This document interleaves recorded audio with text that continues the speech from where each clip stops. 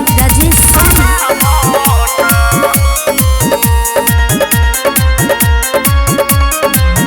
तू तो बाड़ू लाजा बाप काहे झारे लुरुआ।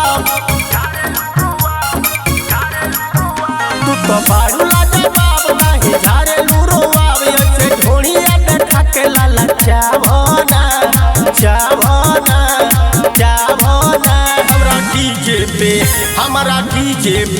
हमारा डीजे पे कोमर हिलावना। गोरी एगो में दूगो करावना। हमारा डीजे पे कोमर हिलावना। गोरी एगो में दूगो करावना।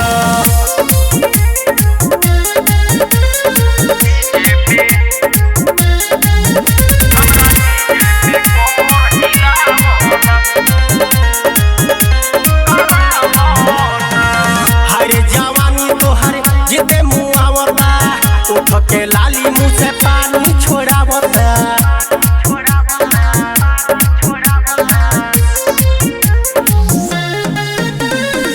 हरे जवानी तोहर जिते मुँह आवता उठ के लाली मुँह से पानी छोड़ावता। तो बारू भी जोड़ के हूँ नइखे तोहर जोड़।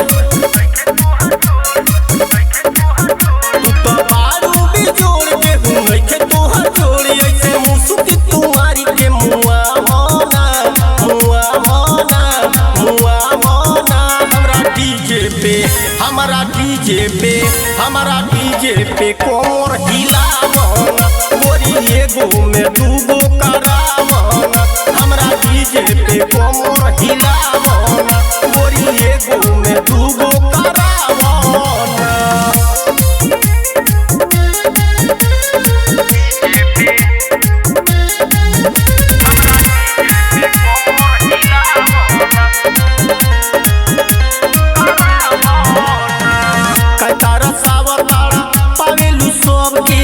तिलना टानी खोई माजा दिलो के।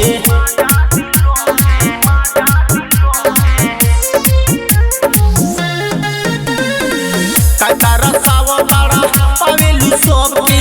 तिलना टानी खोई माजा दिलो के। बटे गोलिया गुलाल तोहर पियर फराक। बटे गोलिया गुलाल तोहर पियर फराक। जितना बेहती भिरिया आवना आवना आवना। हमारा डीजे पे कोमर हिलावना। गोरी एगो में दूगो करावना। हमारा डीजे पे कोमर हिलावना। गोरी एगो में दूगो करावना। Mix by Mahakal recording studio Dudhahi Kushinagar.